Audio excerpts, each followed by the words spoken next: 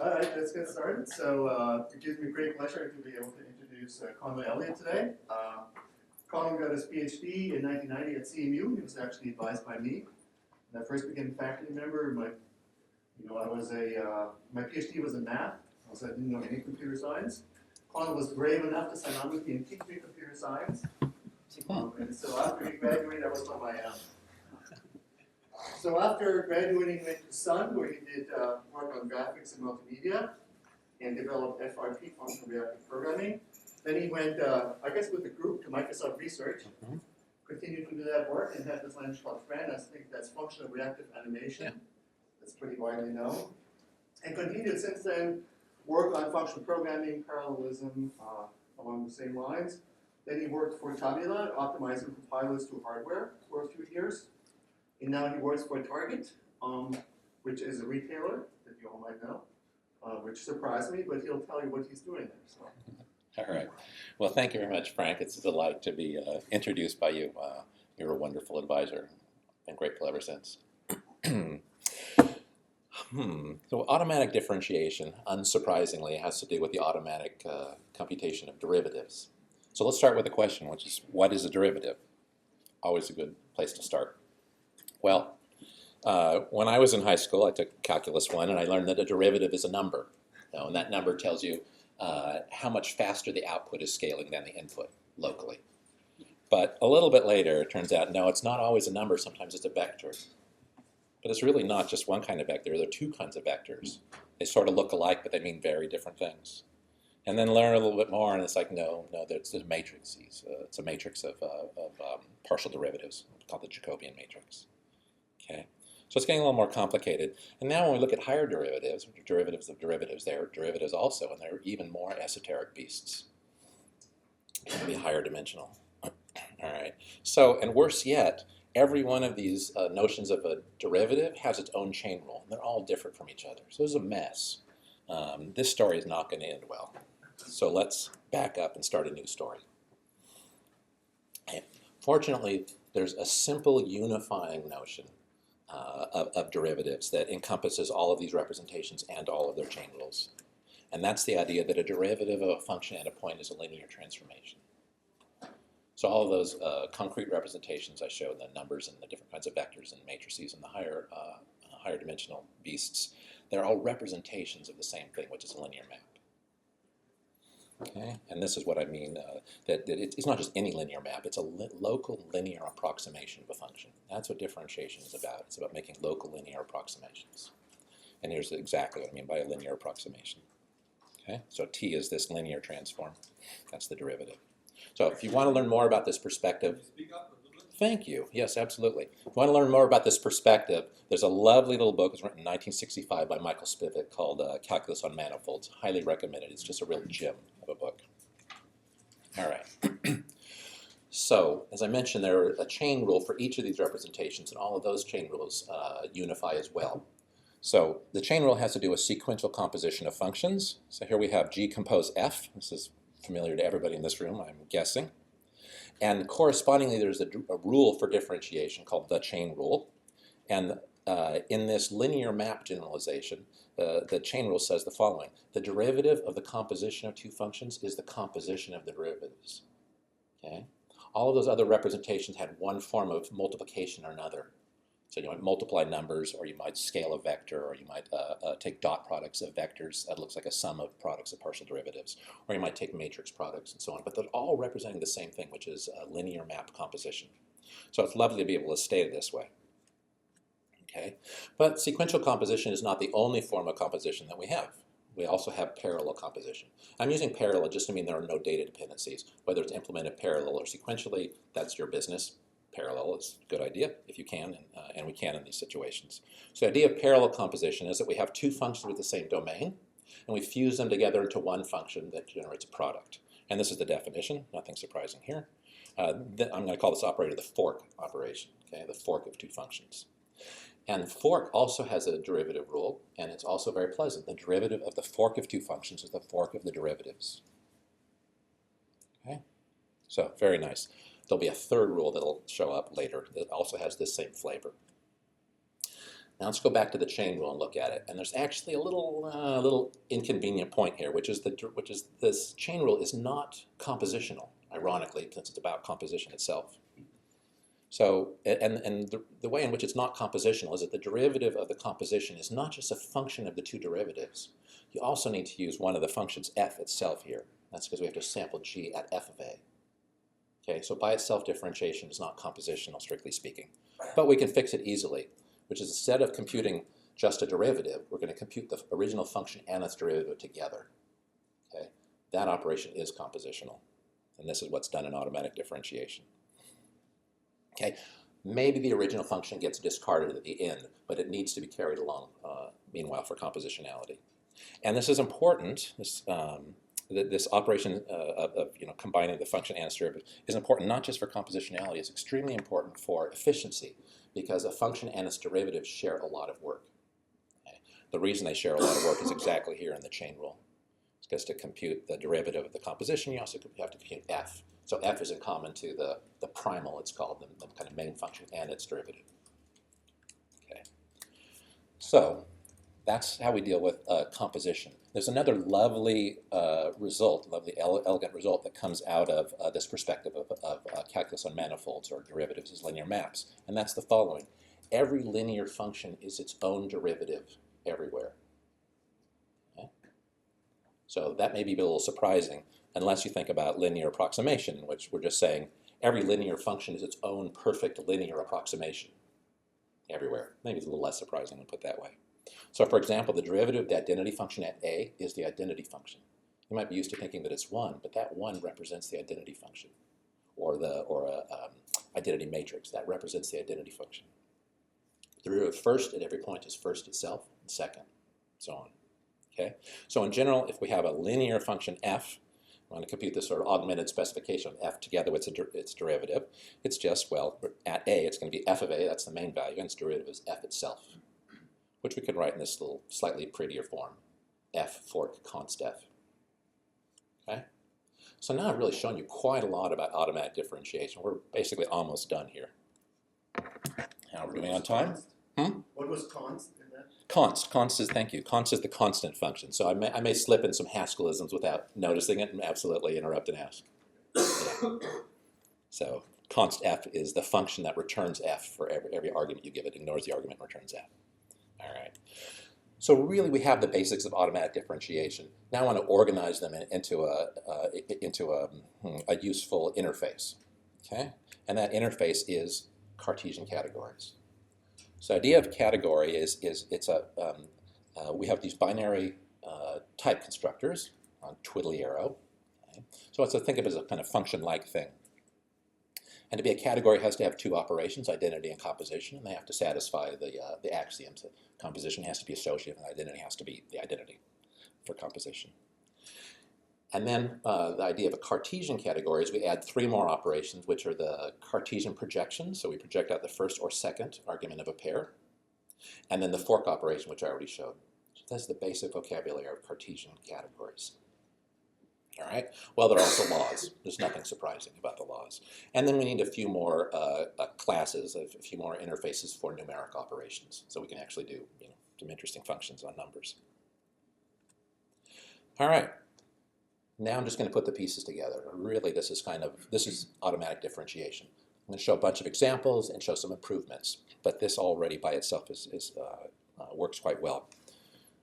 So the idea here is a differentiable function from A to B. This is going to be represented by just a little type wrapper around a regular function from A to a pair of a B and a linear map. So I already told you this. This is just what it looks like as a type definition in Haskell. And this is the rest of the implementation. So for any linear function, this is how we make the differentiable version. I showed you already. And then the category instance, we just have to define an identity and composition. Well, the identity is linear. Okay, so we just use linear D. That works for all linear operations, all linear functions. And composition, well, it has to do two jobs. It has to act like the regular composition. So it has to compose the function part of the differentiable function. It has to compose the derivative part. And that's exactly what's happening here. Sample f at A, we get its value and its derivative there. Sample g at B, that came out of f, and we get its value C and a derivative. And so we return C, that's the result of G of f of A, and then the composition of the two derivatives. Okay? This is what I showed you already, just kind of put together into code. Now for Cartesian, the two projections are also linear, so we can dispatch them right away. And the fork is very much like the chain rule, very much like the definition for sequential composition, but it's even simpler because there are no data dependencies.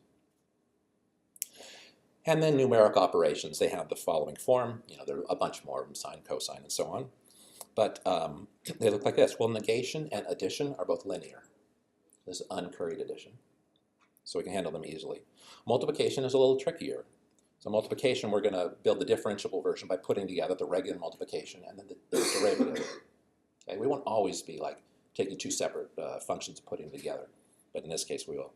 So we get multiplication, and then the derivative is going to be, well, it's going to be a function from AB, that's the argument to multiply, and it's going to return a linear function. That linear function takes a delta A, delta B pair, and it scales delta A by B and delta B by A and adds them. And this is just the Leibniz rule, the product rule for differentiation. Okay. So there we have automatic differentiation. Okay. I want to show you some examples. Okay, the examples, these three will be running examples. I don't think I'm going to show any other examples than these, but these hit on the sort of interesting points about scalar and non-scalar types. So the first one is a squaring function. The square of A is A times A. This works on a scalar. Then there's magnitude squared. It's like the square of the magnitude of a two-dimensional vector. So it's just the sum of the squares of the components. And then we have this function, which is the cosine and sine of the product of two numbers. Okay? So that one's going to take a pair and return a pair. So these are our working examples. All right. Now I've told you how to do automatic differentiation via a categorical vocabulary. Okay? So we need to re-express these definitions in categorical terms. So square is, well, what do? We're going to duplicate the argument. So that's the identity function and itself fused into one, okay? And then we want to multiply the resulting pair. So that's where we get this one.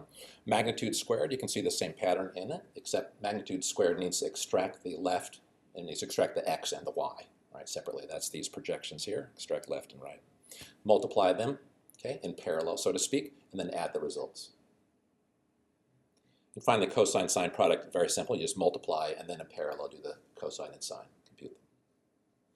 All right, so if we're willing to write in this vocabulary, we have automatic differentiation. I'll come back to that point. All right. In what sense is it automatic? What do you mean by automatic? Yeah. So let me do this one slide, and then if you want to ask that question, ask the question, yeah, or anybody else. Yeah. All right. So I'm going to show you a bunch of examples in visual form. And so this is just an example of the examples you'll see later on. So here's the magnitude squared function. Here's it in sort of its categorical vocabulary. And this is a rendering, a picture of the result. Okay. Now, I mentioned if you're willing to write in the categorical vocabulary. Well, I'm just kidding about that. To really write in Haskell, I have a compiler plugin that translates regular Haskell programs into categorical vocabulary that can then be interpreted in a variety of categories.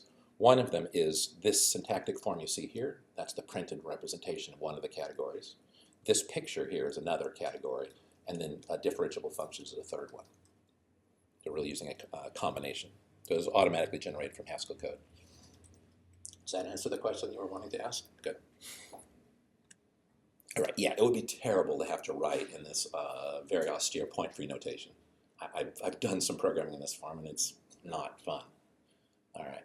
So now I want to show you an automatic differentiation example, and we'll start with the squaring function, okay, and it's sort of native Haskell form, and then the categorical translation and the picture translation. So these two are generated automatically. All right. So just interpreting this expression in the function in the category of regular functions, just the way we normally interpret, we get a computation that's visualized this way. If we instead interpret it via the category of differentiable functions and then interpret that result as a picture, we get this. So you can see what's going on here. This is the primal, so to speak, the main computation, and this is the derivative. So what we're seeing in this picture here is that this is a first-class function here. Okay, so this is the argument and result of the main thing, and then part of the result is a function itself, and that's what we're seeing here. Okay, so the derivative of a squared is 2a. It's not really 2a. It's the function that scales by 2a. So it's lambda dA, 2a dA, and that's what's going on here. That's the a dA. That's the doubling. Okay, and that's the multiplying. Make sense? Okay, so let's do a more ambitious example. This is the magnitude squared, the sum of the squares of the components. Again, we just interpret these operations through the category differentiable functions, and then interpret that result in the category of graphs, and we get this picture out. Here's the main computation, the primal, so to speak, the sum of the squares, and then here's the derivative. So this again is a linear function. So you could have written mag square. So you have written mag square using square. Yes. In the Haskell style. Yes. And the point-free version could have also been used. Yeah. Yeah. So the point-free version doesn't sort of retain the same sharing that the original code does. Yeah, and that's something that I'd like to fix, but I haven't. That's a good point. All right, now let's look at our last example, the cosine and sine of the product. Okay. Again, if we just interpret the original, which I didn't write down, if we take this definition, convert it to a categorical form, which I just forgot to put here, and then render that as a graph, or interpret it as a differentiable function, and then the result of that is a graph. We get this computation. And what I want to emphasize with this one is that there's a lot of shared computation. I mean, it's a fairly simple example, but relative to the size of the example, there's a lot of shared computation between the primal, that is the function here, and its derivative there. And that's critically important for efficiency of automatic differentiation. That's kind of the boasting, that's one of the main boasting points of automatic differentiation over what's called symbolic differentiation. You've obtained that by common sub-expression elimination on the You know, I obtained it just by writing the definitions in a non-foolish way, right? I mean, I wrote it in Haskell with a let, and then let the compiler do what it's going to do with that. Yeah, that's all. I didn't need to do any common sub-expression elimination. I just didn't cause the common sub-expressions to be introduced. All right. So I want to go back to the definitions here of the main definitions for automatic differentiation and observe something. Now, I wrote these definitions in this style for aesthetic motivations. And I played around, and I noticed that well, I knew that this was true, that the derivative of the identity involves the identity. And I knew from calculus on manifolds that the derivative of the composition involves the composition. Okay. So I wanted to sort of bring that sort of symmetry out to the fore. And then the Cartesian, yeah, again, involves the fork. Right? But there's really something very important here, besides the poetry of these definitions, which is the only property I used about linear maps is that they form a Cartesian category. And that means that we can generalize automatic differentiation far beyond its original intent by parameterizing by an arbitrary Cartesian category. So instead of linear maps, we can put in an arbitrary Cartesian category. We get something called generalized automatic differentiation. So all I've done here is I've introduced an explicit parameter, which is the underlying category, the underlying arrows, made that a parameter, and I use them in place of the linear map in the original definition. Okay, and I tweaked these definitions just a little bit, made clear the difference between a function that is linear and its derivative, okay, which is going to be the analogous construction in the category that we pass in as a parameter. Okay.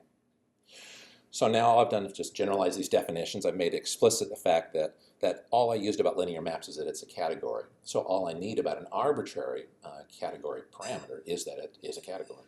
And similarly for Cartesian, I just need that the underlying category is also Cartesian. Well, that's almost all we need. So these definitions work out unchanged, other than these explicit conditions. And for numbers, well, negation and addition are linear in some sense, whatever linear means in this new category parameter. Multiplication, well, that's a little more awkward. So let's look at multiplication. All right, the definition I gave was really very specific to the idea of functions that are linear, that notion of a linear map. But they needn't be. All So we can rephrase this definition, that is the derivative of multiplication, in terms of two new operations.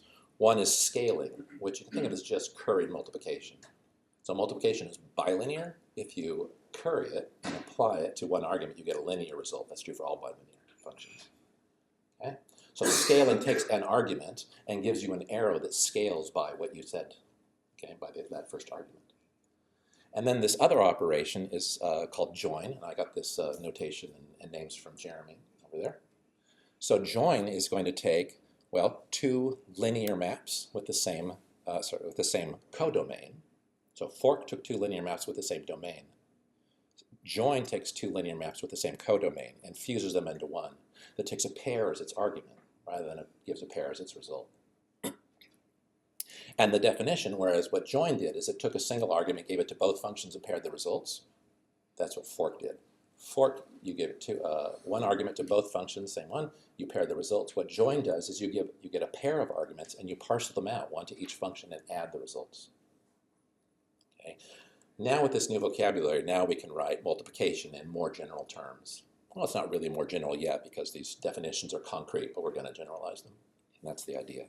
So we're saying we're going to do multiplication, and then for the derivative, we're going to scale by b, scale dA by b and dB by a. That's what we get. All right. So what we've seen is a general vocabulary for linear maps. All right, for linear-like things. I'm going to call them linear arrows. I don't know what linear means. I just kind of lacking a better word.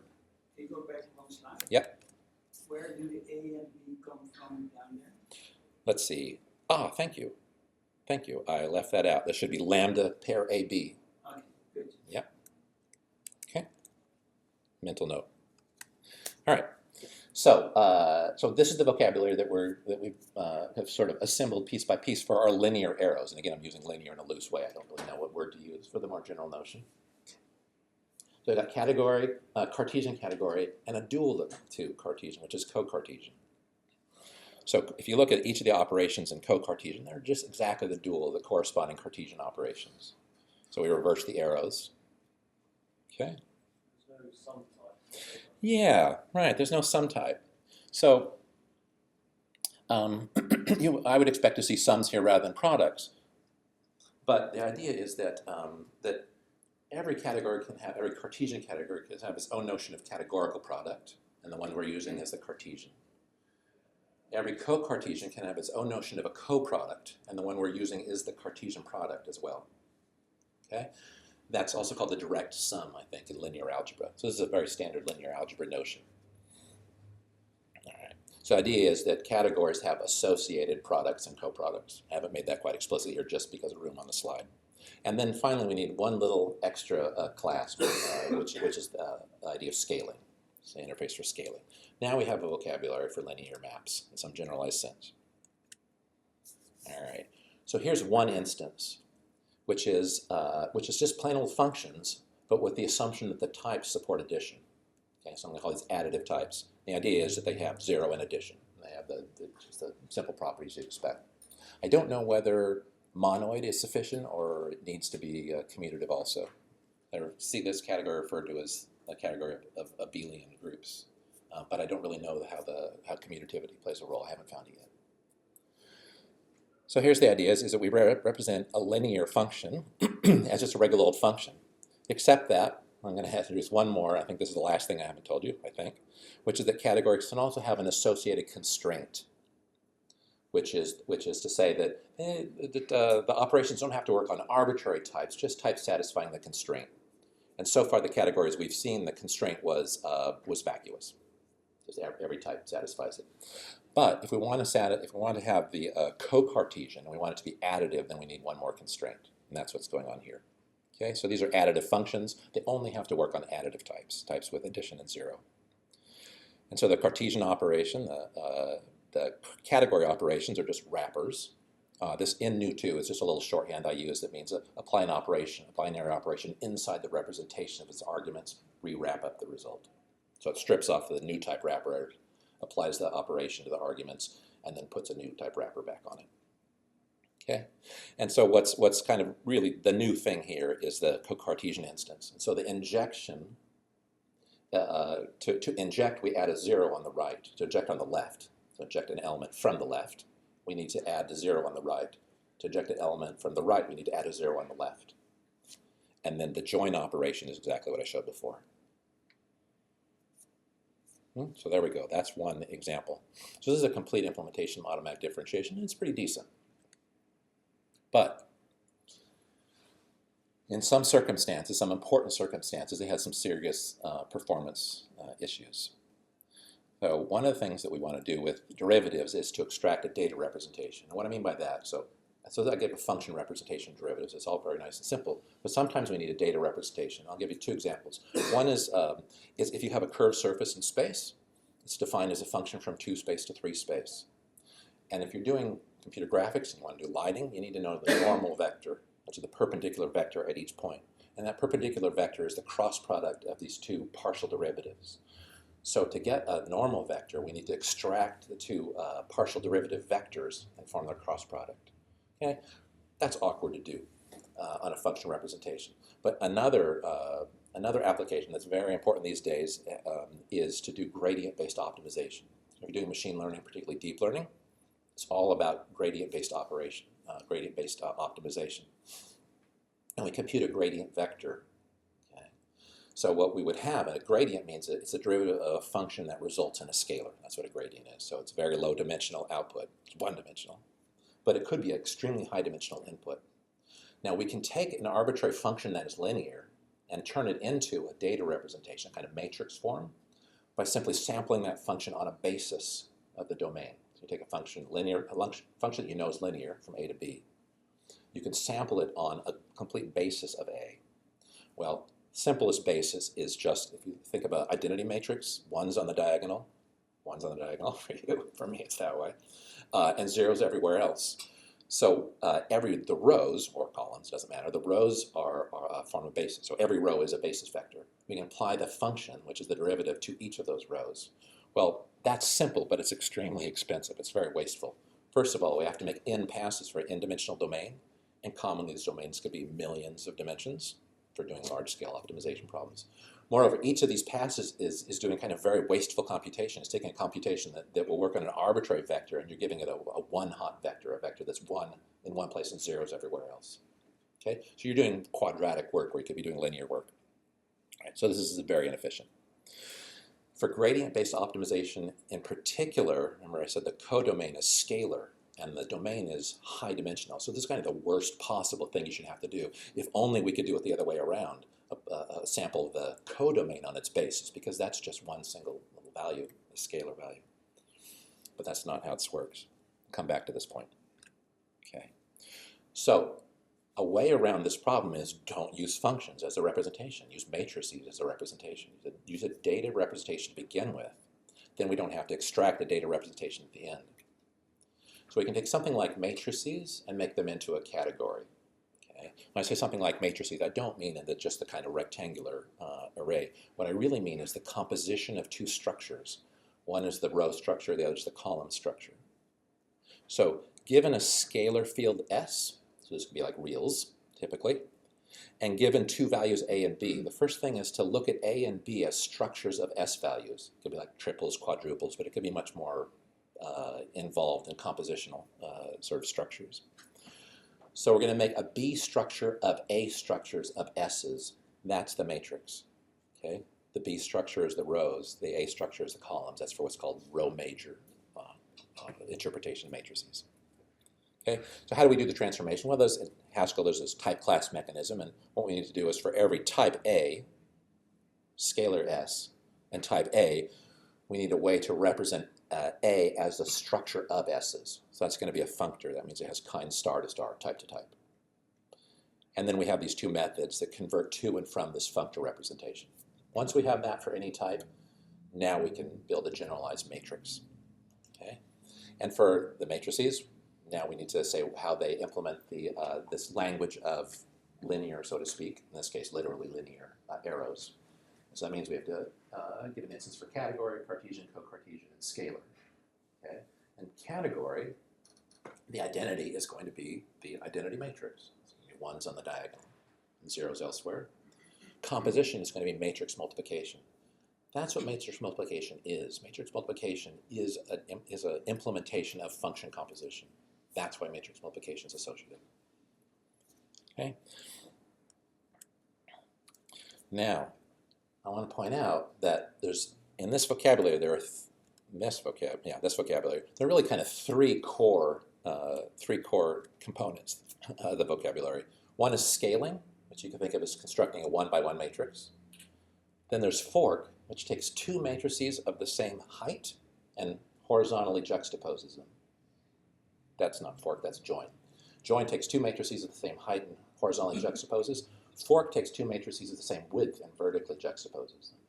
And this vocabulary builds exactly the rectangular matrices. That's why our matrices are rectangular. Okay, and the types guarantee the rectangularity here. All right. Now let's look at composition again.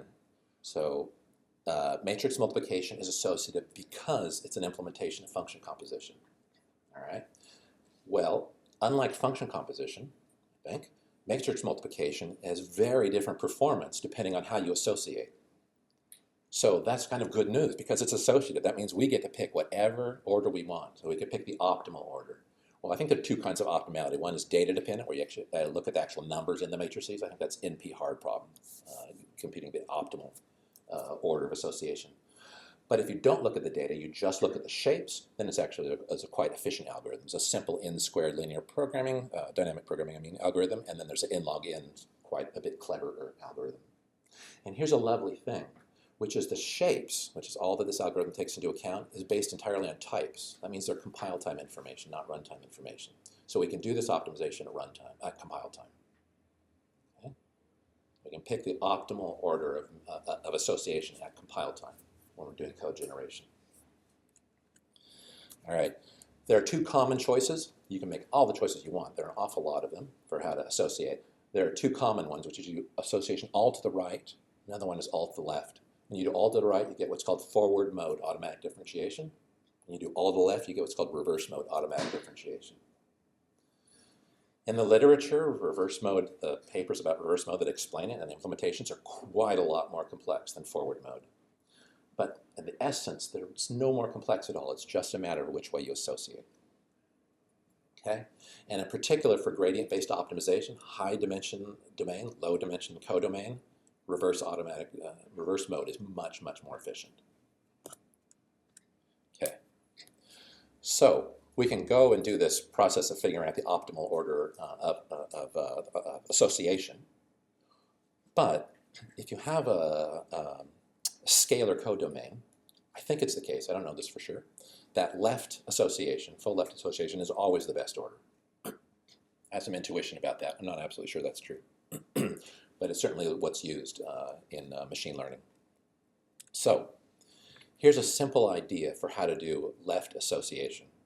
So no matter how your original categorical expression is associated, the compositions, this is a category that will reassociate everything to the left. And it's really very much like continuation passing style. So the idea is represent an arrow from A to B as a function that takes a B consumer and gives you an A consumer. So it gives you you give it a B continuation, B to R, and it gives you an A continuation. So you see it's got this contravariant nature to it, and that'll show up in the definitions. And the meaning of this representation is how it relates to the original arrow is that it's a function that composes with F. So when we reinterpret F, we get a function that composes with F on the right and your continuation on the left. And if you use this category, it just reassociates everything to the left. As you might guess, there's another trick you can play that reassociates everything to the right. All right, and now we're going to need an initial continuation. That's just going to be the identity, which means we're going to pick R to be the eventual, ultimate codomain of the function that's being assembled. So this notion corresponds to a category theoretic notion called a pullback. It's pleasant. And there's another very important efficiency consideration, which is that we're going to be computing derivatives, that's these arrows, and then we're going to want to be composing them with an incoming linear transformation on the left. Derivative on the right, continuation transformation on the left. So that composition can be done without actually constructing the derivative. Okay? This is very important because a lot of these derivatives are very high dimensional. They're over high dimensional functions. Those are the intermediate ones. The end, it's going to be low dimensional, but intermediate can be quite high. And a lot of these derivatives are very sparse. So we actually computed the derivatives themselves as matrices. They would be very large, sparse matrices. We'd either have to have a complicated implementation that understood about sparsity, complicated all kinds of problems with that, maintenance, parallelizability, and so on. But instead, what we can do is pre-compose while we're constructing the derivative. We're going to compose with the continuation, and that can be done without building a large matrix. It depends on the dimension, the type of H itself. But in particular, when H targets a scalar, which is exactly what will be the case for machine learning applications, then we never have to construct a two-dimensional matrix. We always are really constructing one-dimensional. Okay? So here's what the continuation category looks like. It's quite simple. I'm going to just make some highlights, point out some highlights here. So this is exactly what I described. Continuation, it takes a category as an argument, and it takes this result type as another argument. Okay? And then it's going to be an arrow from A to B, and that's going to give you, it'll just wrap up a function that transforms a B consumer into an A consumer. Okay? A B continuation into an A continuation. And so we'll have this useful utility function, which just reinterprets, exactly as I said, interprets this kind of arrow as this kind. And all it does is it does the composition that I mentioned, and wraps up and puts the new type wrapper. Okay, so wherever we had linear functions, id, the extractors and the injectors, they're just going to use this guy, this definition. For composition, we're going to flip the order of the arguments. We're going to reverse compose. So that's the contravariant nature that I mentioned. For fork, we're going to use join, plus a little bit of bookkeeping. For join, we're going to use fork. Okay, so it's this nice sort of duality that you might expect. These two aren't as obviously dual, but they really are. And how the duality comes up here, that XL really is inal on the other category. Okay, and how that comes up is really this utility function here, cont. It's very important to specialize. So every use of cont, kind of inline this definition and optimize it. And when you do that, then the dual nature really shows through, and it's much more efficient. Okay, I'm not going to show that here because I'm going to show a kind of a simpler to read form. And now we get to the punchline, I think, at the top, which is, as I said, papers on reverse mode automatic differentiation. Every one I've read or explanation I've looked at are extremely complicated. And it always bothered me because I didn't believe it was really inherently more complicated than forward mode. So this is reverse mode automatic differentiation. This is the implementation. Take the generalized notion of automatic differentiation and parameterize it by underlying category. That category is this continuation or dual kind of transformation of the matrix category, the category of linear maps represented in this kind of generalized matrices. Okay, this is reverse mode automatic differentiation. Okay. Now, I want to go a little deeper and look at, in particular, gradient-based applications. That means the codomain is a scalar, not just a kind of relatively low dimensional, but a one-dimensional. One-dimensional. All right. So this was the general idea. We represent an arrow in its kind of continuation passing style.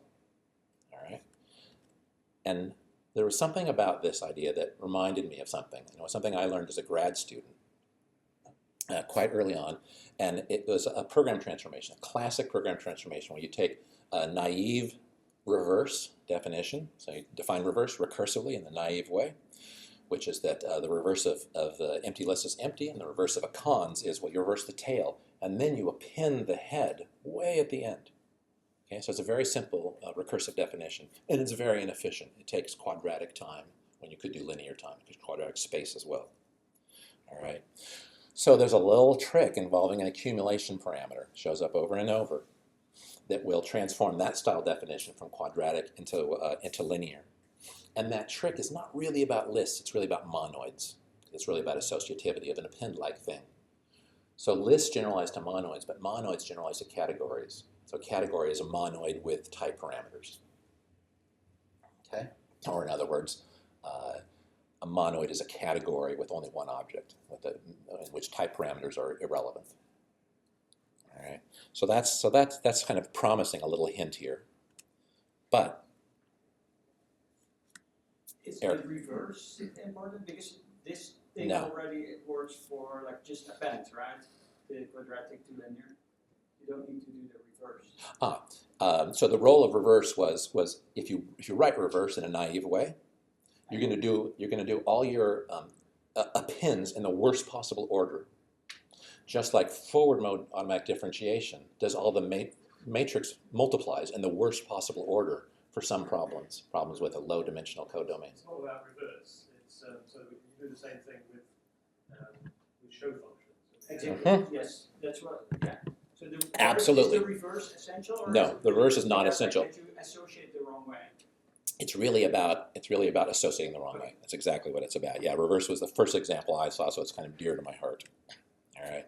Now, Mitch Wand wrote a wonderful paper published in 1980 that's been an inspiration to me ever since. I'd read this paper probably around 83, 84, and it just lit me up.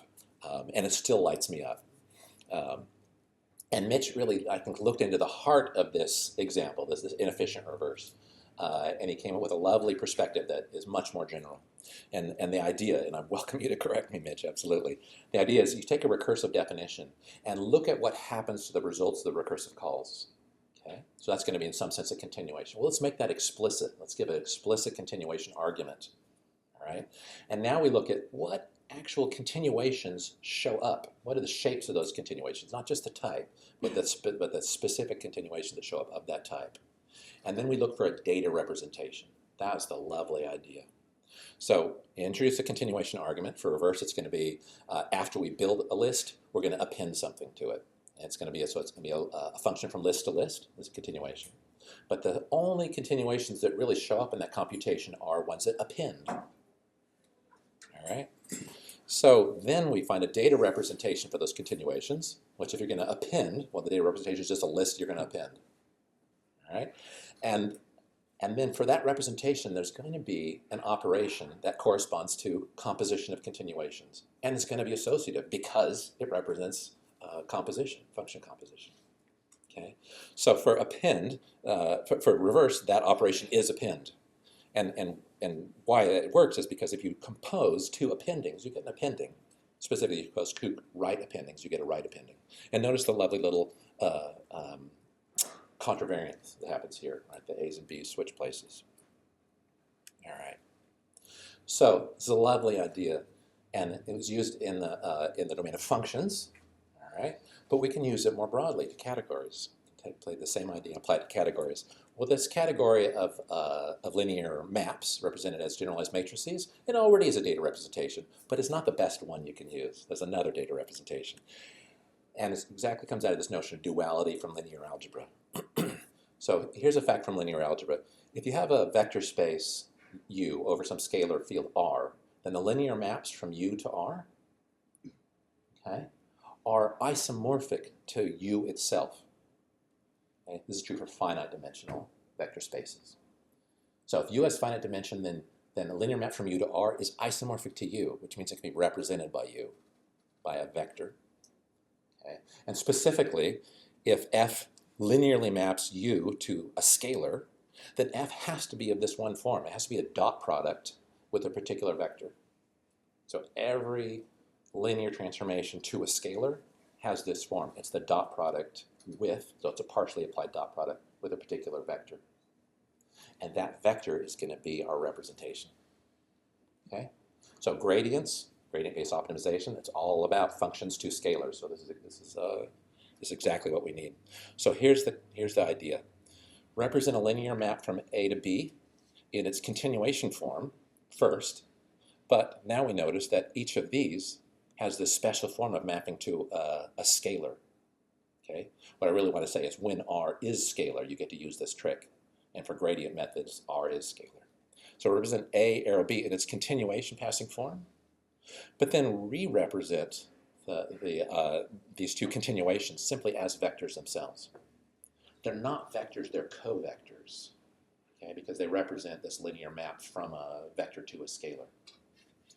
Okay, not important that you understand the vector distinction. So this approach is ideal for gradient problems.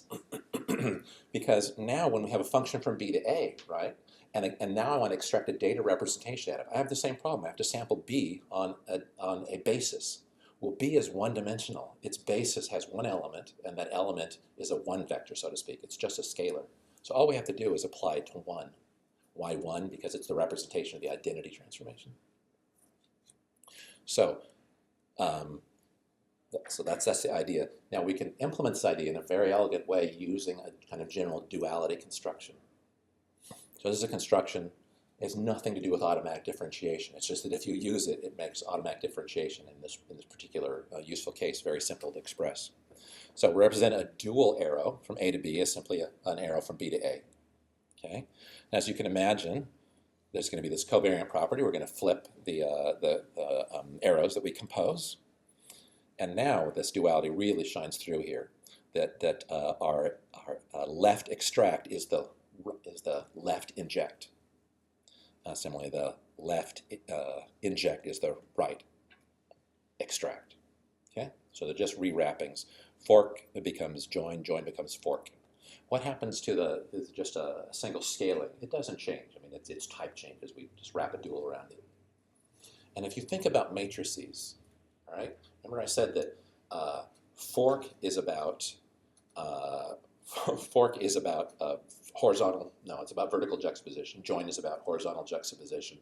So if you systematically replace forks by joins and joins by forks, you're transposing a matrix.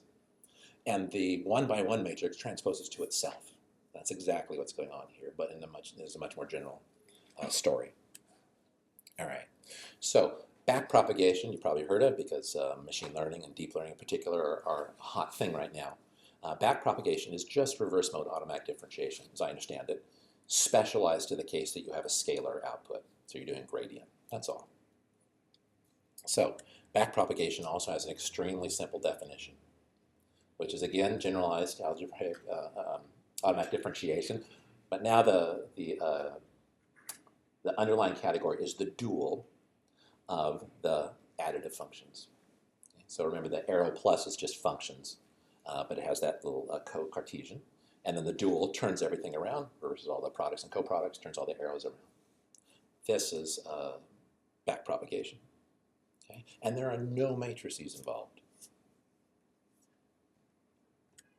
Okay, that's important because matrices can be quadratically large, right? Vectors are only linearly large. It's a huge difference. All right, now let's look at some examples. Great, I'm doing fine on time. All right, so in the upper right we have the regular functions. This is just addition. And then the main picture here is the differentiable version. So the differentiable version is going to be the original function itself, the addition, and then its derivative. But it's derivative in dual form. So this is the dual function. All right, so the dual of addition is duplication. It's cool.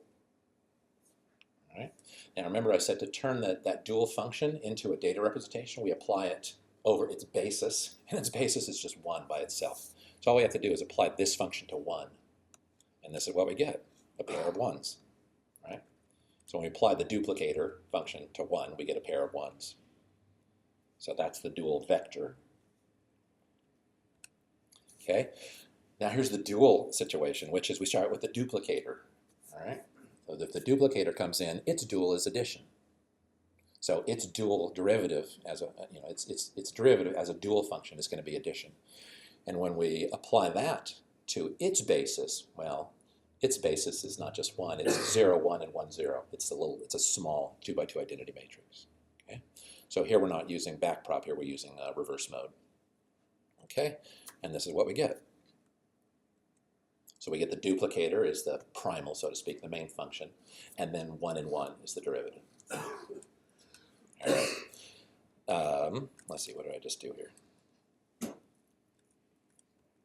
Oh, yes, okay. Now this next example is just first, it's just left extracting. So we put in, if you look up on upper right, we're putting in a pair here, and we're just taking out one of its elements and discarding the other one.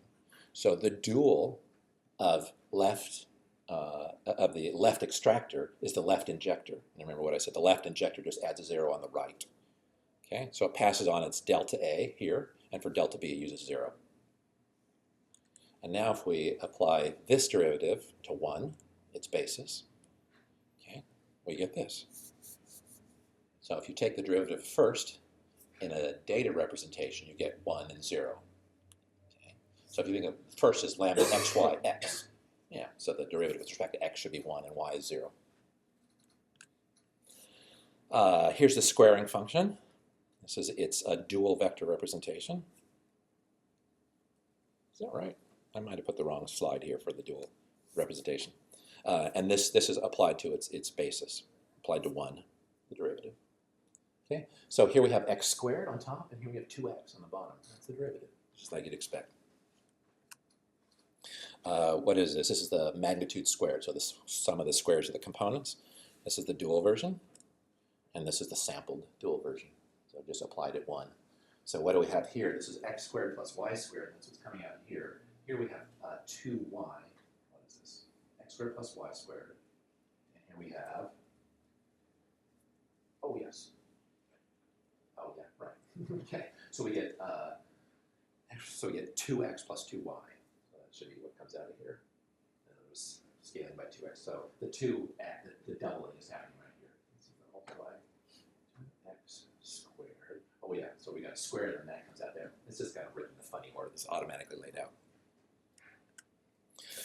And now here's the sine and cosine of the product in its dual form and in its sampled form. Here again, because this function returns not a scalar but a pair, we'll use the more general reverse mode automatic differentiation.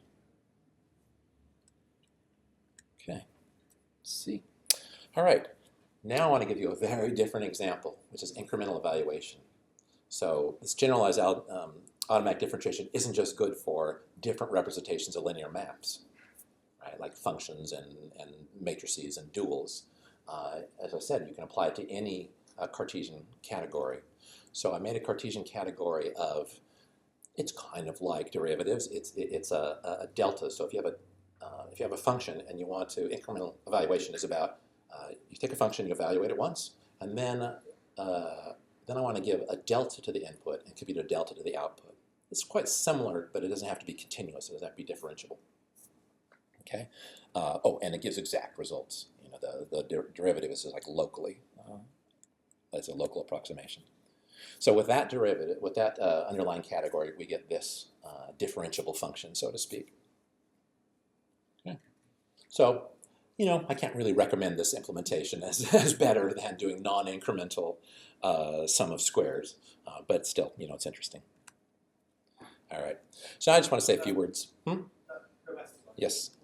So that works out x squared plus y squared. Yes. Change y, it doesn't reproduce x squared. Exactly. That's all it does. Not very impressive. If you change neither, it won't do any work. If you change one, it'll square the other one and redo the addition. That's exactly right. Okay, that's why there are all these conditionals and multiplications and additions in here.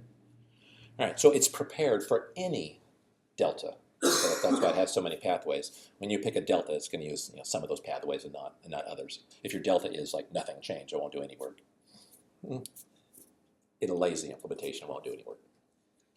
All right, so the literature that I've read and talks I've seen about automatic differentiation stress a point. And people say there are 3 methods for computing derivatives on a computer. One is a numeric approximation, sometimes called the secant method or the method of differences.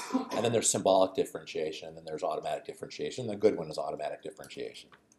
Okay, well, so symbolic differentiation is just applying the chain rule, just like automatic differentiation is.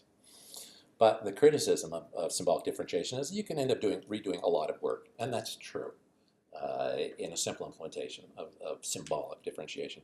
Another one is, well, you got to like implement symbolic manipulation. You know, you got to sort of a little computer algebra system and be able to manipulate these syntactic expressions at all, and then would like to do it well. And so that's kind of a lot of work.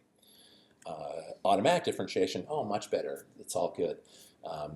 There are 2 flavors. Forward, that's very easy to implement, but it's a terrible choice for doing some problems, high dimensional domain, low dimensional codomain.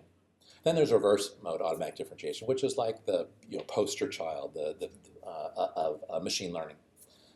And it's very efficient, relatively speaking, but it's quite tricky to implement. And descriptions are like involve mutation and caching and complicated explicit graph data structures and this kind of thing. So it's a mess, but it does a great job.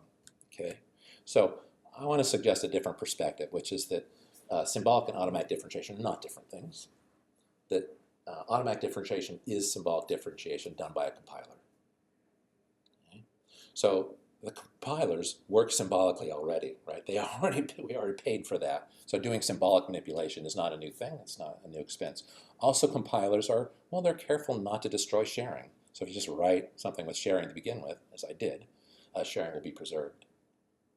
So I think what I showed, you can think of as automatic differentiation, or you can think of symbolic differentiation implemented, non-stupidly in a compiler. Okay. So now just to wrap up, what I talked about here today is a simple algorithm for automatic differentiation, and that algorithm specializes to forward mode, reverse mode, any kind of mixed mode. There are no graphs involved. Well, I showed you a bunch of graphs. Those are all pictures of the results. They weren't at all used in differentiating. They were just used for visualizing results. And there's no notion of partial derivatives. Partial derivatives will show up kind of in every description of automatic differentiation that I've read. But when you switch to the idea of linear transformations, a linear transformation encapsulates all this partial derivative stuff. It's all kind of noise in the representation. But the thing itself, the high-level thing itself, is a linear transformation. And there are three kind of combining forms: sequential composition, and then the fork and join, so the parallel composition and its dual. And each of these operations has its own rule that's like akin to the chain rule. And they all have this same kind of lovely form that the chain rule has, which is the derivative of composition is the composition of derivatives, derivative of fork is a fork of derivatives, derivative of the join is the join of the derivatives. So it feels right. And then reverse mode automatic differentiation, to me this is the most useful result here, is that we can get it in a very simple way, out of very simple general construction. So it's just useful to have duality, and that's going to be in our library, and just use it. And then I think more powerfully, and the really unexplored part is what we can do with other categories. We can use representations of linear maps, get some interesting stuff. We can do incremental computation with another category. But there are tons of categories, and every Cartesian category can be put into this framework and does something interesting, hopefully. And then what makes this all kind of useful and pleasant is this plugin that I mentioned. This plugin, which takes regular Haskell code, turns it into this categorical interface, which then gets to be specialized to whatever category you have in mind. And that's it. I'd be happy to take questions.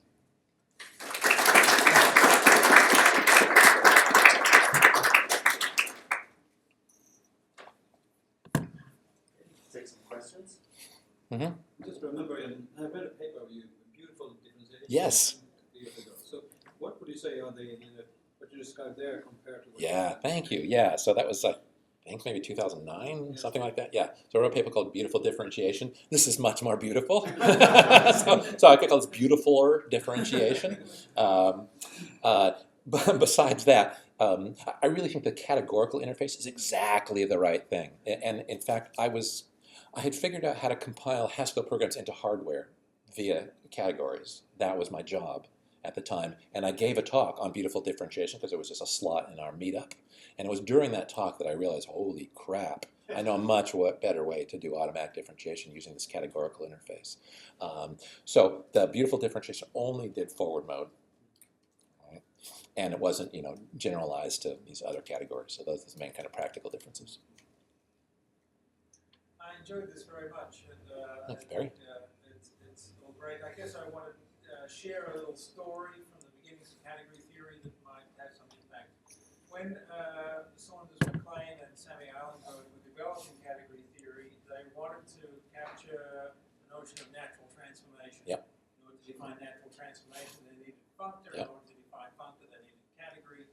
And asked about naturality, but isn't everything natural?